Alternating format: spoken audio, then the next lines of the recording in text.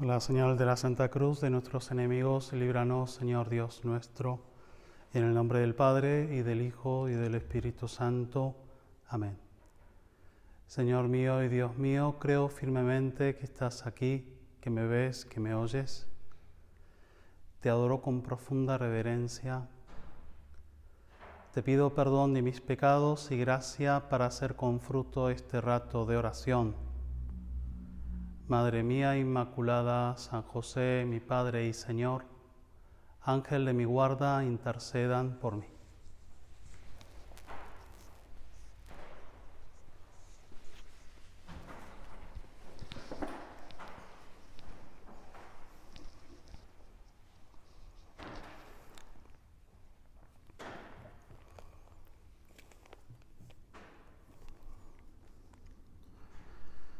Yo soy el pan de vida, el que viene a mí no tendrá hambre, el que cree en mí nunca tendrá sed. Vamos a celebrar ya el día de mañana, estamos celebrando las vísperas de la solemnidad del misterio del cuerpo y la sangre de nuestro Señor Jesucristo. Ya una vez celebrada el misterio pascual en la Semana Santa, y también ese misterio de la venida del Espíritu Santo y la Santísima Trinidad, es como si la Iglesia nos recordase el resumen, la síntesis de la presencia de todo lo que Jesucristo, el Espíritu Santo, Dios Padre, hizo por cada uno de nosotros, que es el misterio de la presencia de nuestro Señor Jesucristo en la historia, en la Iglesia, en la vida de cada uno de nosotros, bajo la forma del alimento, del pan de vida. Muchos santos a lo largo de la historia de la Iglesia han comprendido y han enseñado la importancia de que cada cristiano reconociese este don como el centro de la vida espiritual y cómo es necesario efectivamente alimentarnos constantemente del cuerpo y la sangre de nuestro Señor Jesucristo. Los orígenes de la fiesta de hoy, que se celebra en la Iglesia, remonta al siglo XIII. Hubo como un gran movimiento en ese siglo llamado el movimiento eucarístico, gracias a la iniciativa de algunos santos. Santa Juliana de Cornillón, por ejemplo, es una. Otra, y la iniciativa también de varios pastores, Urbano IV, también el Papa que le siguió, Urbano V, que comenzaron a proponer algunas celebraciones de contenido eucarístico, como la procesión con el Santísimo Sacramento, porque para los fieles no era suficiente la asistencia de la Santa Misa, tampoco era suficiente ir a visitar. Es como que el pueblo tenía tanta hambre y tanta sed de la presencia del Señor en la Eucaristía, que pedía que lo sacasen a la calle, que pedía como demostrar de una forma más explícita nuestra fe, nuestro amor a Él, y también recibir su bendición, confortarnos de la esperanza de su presencia. Y comenzaron con esa naturalidad las bendiciones con el Santísimo Sacramento, la procesión y una gran devoción, confirmada también con algunos milagros, llamados milagros eucarísticos, y el más conocido es el que tuvo lugar en Bolsena, en una procesión a Orvieto, en el 1264, era un 19 de junio. Todavía se conservan en la Catedral de Orvieto los corporales de ese milagro cuando un sacerdote celebraba la misa y le entró como una cierta duda si eso que estaba celebrando de una forma diaria tan natural, de ofrecer el pan y el vino y de alimentarnos con el pan, el cuerpo de Cristo y la sangre, si realmente era cierto aquello. Y el Señor quiso confirmar también la fe, convirtiendo la sangre de Jesucristo sacramental en la sangre humana, y empezó también a sangrar la forma consagrada del pan, bajo la gran sorpresa y la alegría de todos los feligreses que estaban participando del sacramento. Tanto impresionó al Papa cuando fue a ver ese misterio, al Papa en ese momento, que era Papa Urbano IV, que quiso no solo aprobar ese milagro como algo auténticamente venido de Dios, sino que lo quiso extender, ¿no? Quiso dar a conocer esa intervención milagrosa, extraordinaria de Dios, no porque fuese algo necesario para la fe nuestra, sino con una confirmación de la voluntad divina de que creciésemos en nuestra fe y nuestro amor al Santísimo Sacramento del altar, que es lo que vamos a hacer. Muchos se preguntan cuál es el símbolo, qué es lo más importante del cristianismo y el arte cristiano y la enseñanza cristiana y la doctrina cristiana. No hesita en sostener que es la muerte de Jesucristo en la cruz, su resurrección, con el que Jesús nos abrió la puerta del cielo y nos ganó la vida de la gracia. Y ese misterio pascual, que le llamamos, se celebra en el memorial. Jesucristo en la última cena adelantó un día lo que sería la entrega puntual, histórica, de Dios por el hombre y la entrega de la humanidad hacia Dios Padre, y les inculcó a los apóstoles que a lo largo de la historia debían repetir aquello, debían hacerlo en su memoria. Y comenzaron a hacerlo inmediatamente después del Pentecostés y a celebrarlo concretamente todos los domingos. Hay testimonio del siglo II, realmente muy tempranos. Bueno, también en los Hechos de los Apóstoles nos recuerdan cómo era factor de la unidad de la Iglesia y de la vida cristiana partir el pan junto con los apóstoles. Y no es simplemente una memoria subjetiva en recordar algo bueno que Dios hizo por nosotros, que también sería bastante. Hay algunos cristianos que no comparten la fe católica sacramental de la presencia del Señor en la Eucaristía ni del valor redentor de la Santa Misa como un sacrificio. Los protestantes, por ejemplo. Y ellos dicen que lo que se celebra es un recuerdo, y es bastante.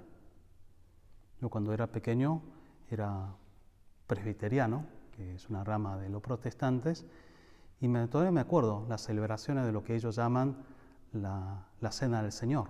No lo celebran todas las semanas, lo celebran algunos días, concretamente en Semana Santa, y reparten el pan, que dicen que es pan nomás, y que se recuerda teatralmente lo que Jesús hizo en la última cena y lavatorio de los pies. Luego, cuando me hice católico y vi esa ceremonia del Jueves Santo, el recuerdo del Jueves Santo, de la última cena, vi los puntos en común, pero hay una gran diferencia, porque no es una representación teatral, más o menos periódico, más o menos emocionante, importante, lo que Dios Jesucristo hizo por nosotros, sino que es memorial. Y esa palabra en español, que tiene una L al final, nos inculca, nos insiste en la realidad de que es una memoria objetiva en la que misteriosamente y extraordinariamente, milagrosamente, Jesucristo interviene para que superásemos, trascendiésemos los límites del tiempo y del espacio y que verdaderamente estuviésemos en el Calvario, en la muerte del Señor en la cruz y en la resurrección, y todo lo que contiene el acto de la obediencia perfecta de Dios Hijo a Dios Padre, todo lo que significa la entrega de Dios Padre, su misericordia, el perdón, el amor del Espíritu Santo y sus dones y sus frutos que hemos considerado hace un par de semanas. No es solo algo que hace la Iglesia recordando, sino que es algo que se celebra, que se brinda, que se actualiza y que se realiza. Y por eso, aunque ya yendo a misa tantas veces, lo hacemos lo que podemos de una forma diaria y todos los católicos, con el precepto dominical, una vez a la semana por lo menos, de una forma habitual, y nos sabemos más o menos las oraciones de la estructura de la misa. Si bien no parece que haya nada novedoso en cada misa, realmente se vuelve como a otorgar toda la gracia de Dios. Dios me vuelve a salvar. Jesucristo vuelve a entregarse por nosotros. Y por eso es tan importante el Jueves Santo, por eso es tan importante la Eucaristía para nosotros. Lo que para algunos es simplemente el ajusticiamiento de un verdugo o de una persona que no fue comprendido por el sistema religioso de Israel y por tanto fue ejecutado en la cruz, y eso es el Viernes Santo, Jesucristo lo convirtió en un acto de culto, dándole esa ventana, abriendo para nosotros el sacramento, para que verdaderamente a lo largo de toda la historia la celebración de la Eucaristía, de la Santa Misa, fuese el verdadero sacrificio redentor, el gran don de Dios para con los hombres, y también la celebración alegre de nuestra salvación y de agradecimiento a Dios Padre. Por eso es muy necesario como ir redescubriendo. La misa es como esas piedras preciosas, esos diamantes que están como trabajados, ¿no? Que tienen muchos ángulos, que tienen muchos colores, y que en la medida en que le vas dando vuelta, en la medida en que lo vas como también meditando, reviviendo, repitiendo, meditando, vas encontrando luces nuevas, vas encontrando bellezas nuevas, porque realmente es inagotable lo que significa la celebración, la participación de la misa. Me acuerdo algunas veces cuando estuve en Macao, algunas veces fui a visitar algunos hoteles que están ahí. Es una ciudad un poco rara, Macao, en la que hay muchas iglesias y muchos casinos. Es prácticamente lo único que hay en toda la ciudad, ¿no?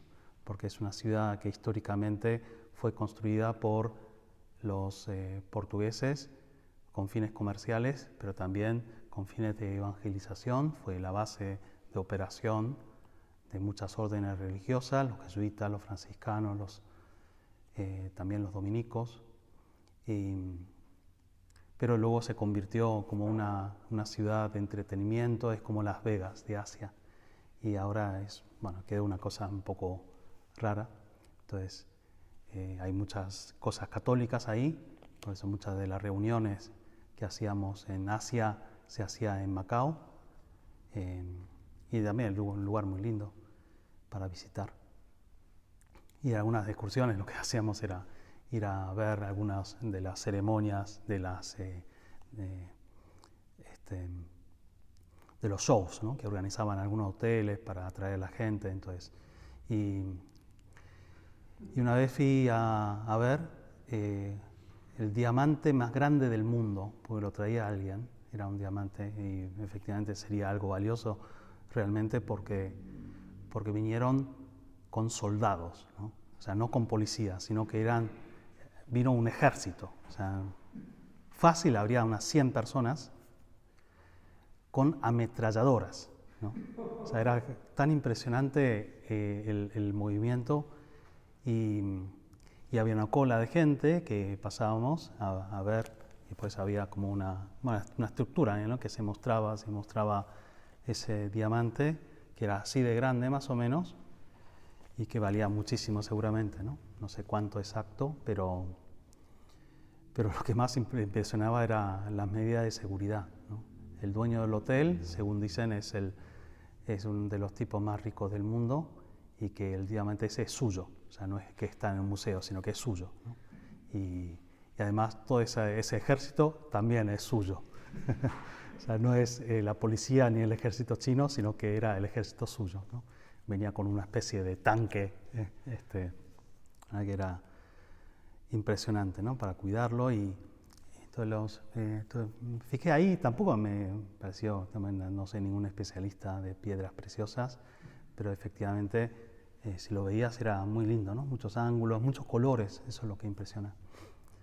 Después le saqué una foto, ya hace mucho tiempo, y no tenía una buena cámara tampoco, me acuerdo que eran de esas cámaras de teléfonos estos viejos, ¿no?, de 2G, ¿no? Y después me fijé y lo único que salió era una gran luz, ¿no? O sea, me imagino que con las cámaras más modernas, si le sacas ahora, quizás le sacas un poquito más de color, ¿no?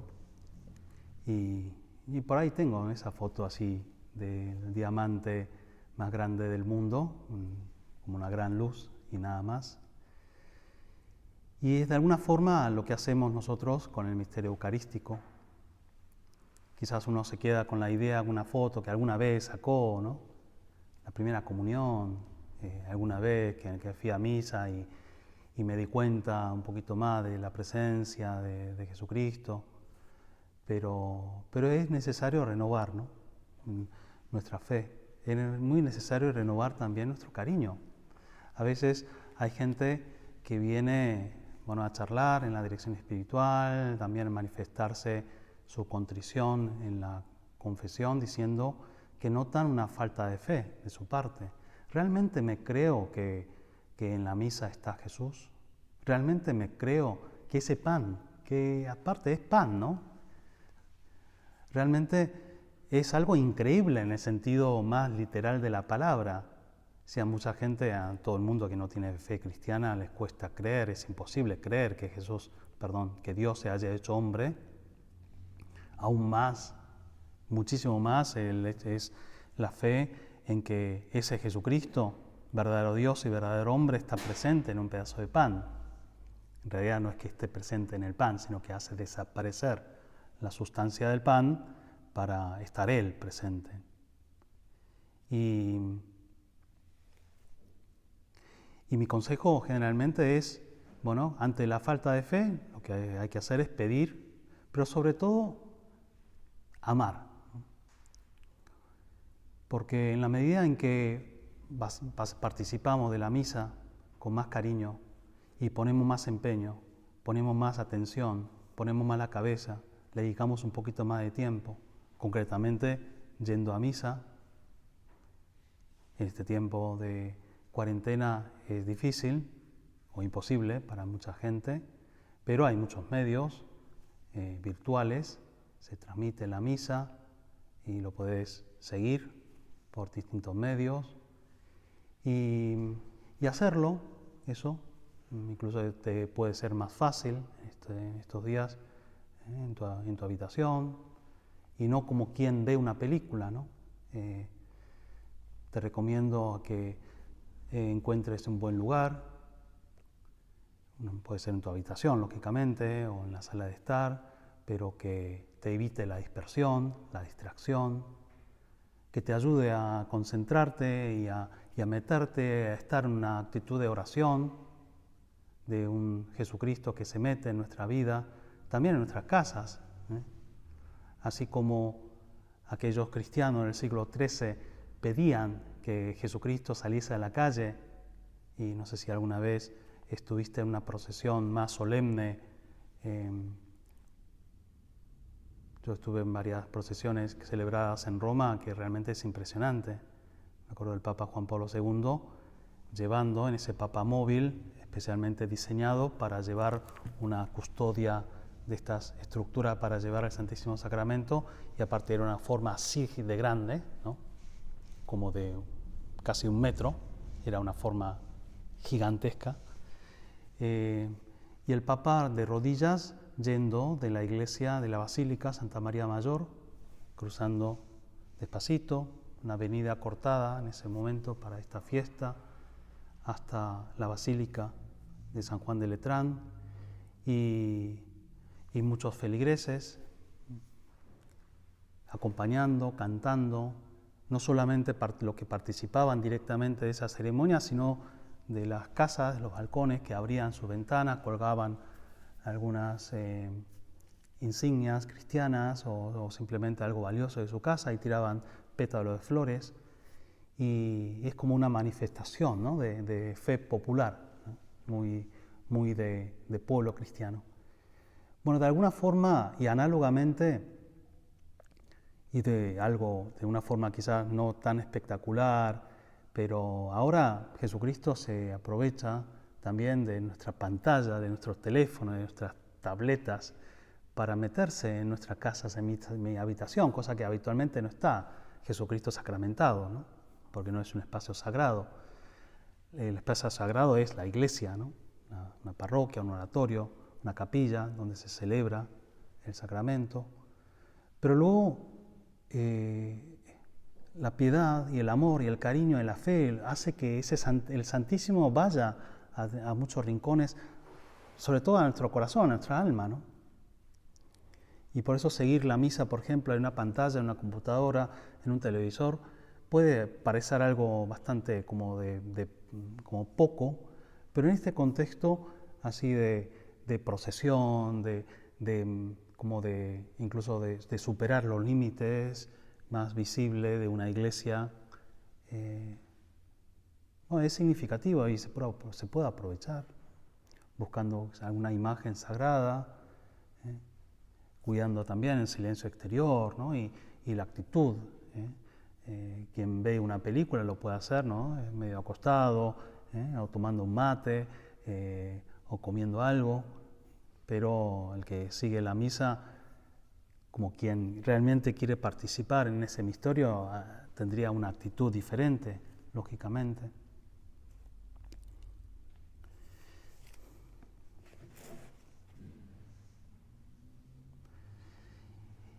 Por eso si ponemos más cariño, si ponemos más empeño, si ponemos más atención, también tendremos más fe. Es como quien se da cuenta, ¿no? Como quien descubre la bondad de alguien que conoce más, que quiere más. ¿Quién es el que me conoce mejor? El que me quiere más. Mi madre, la gente que me conoce, me quiere.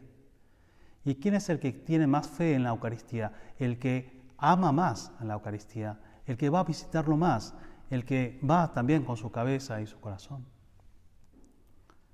San José María Escrivá, el fundador del Opus Dei, solía recomendar una práctica piadosa para vivirlo de una forma diaria,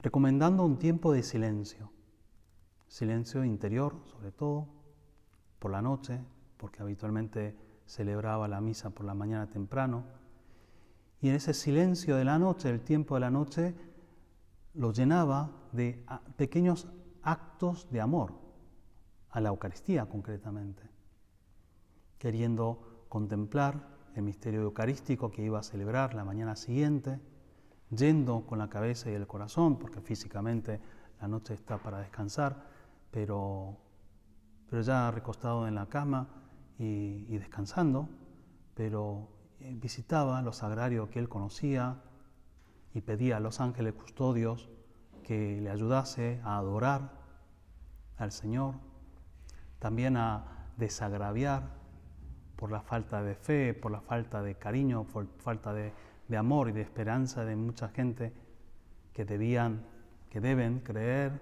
y no creen, que deben amar y no aman, con un espíritu eso de sacerdotal, de querer pedir perdón por todo el mundo, de dar las gracias también por su presencia, adorando al Señor, pidiendo, poniendo en la patena de la misa del día siguiente, es una expresión que él solía usar bastante y que podemos hacerlo también nosotros,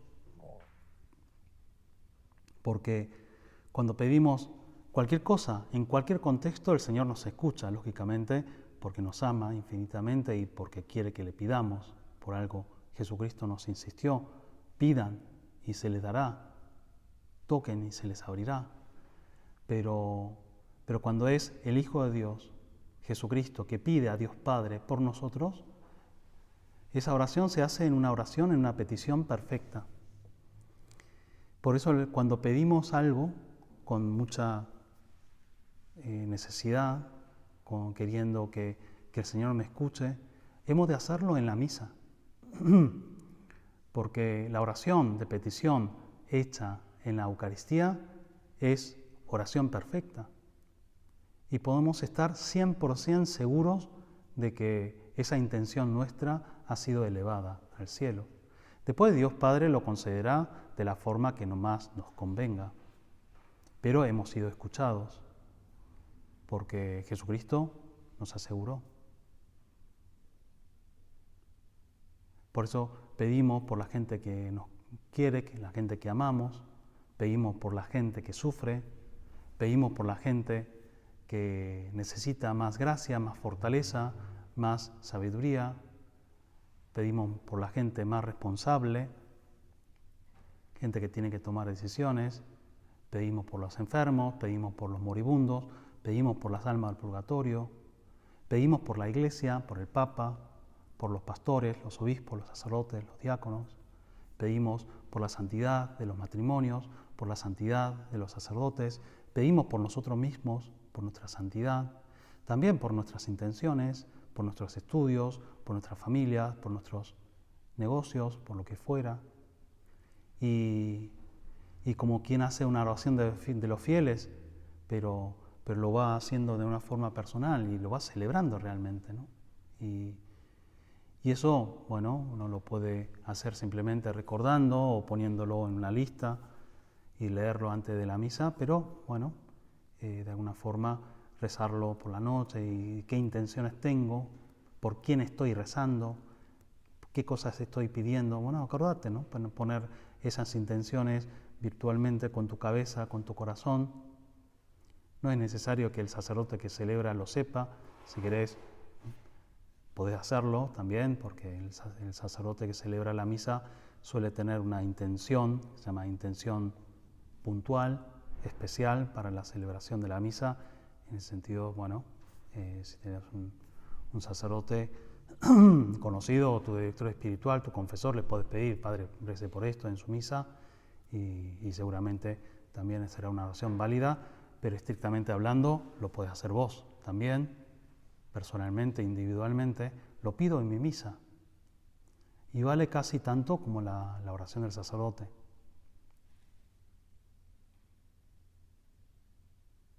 Preparar la comunión también, otra vez, ¿no? O sea, bueno, me estás hablando de comunión, pero las iglesias están cerradas, no puedo comulgar. Bueno, podemos comulgar espiritualmente en este tiempo, fomentando el hambre por el pan de vida, rezando comuniones espirituales, disponiendo nuestro corazón.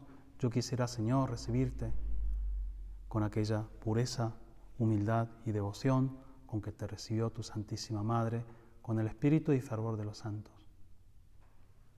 Y seguramente la Virgen María, la primera que recibió el Verbo encarnado en su seno, nos ayudará a recibirlo espiritualmente y físicamente, y Dios quiera cuanto antes, y todos los feligreses, todos los cristianos del mundo, a este gran don del Señor, a este gran alimento que nos llena nuestra alma y que nos transforma, que nos transfigura y nos santifica. Vamos a vivir esta semana, la semana del Corpus, con el deseo de amar más al Señor, de creer más y de esperar más.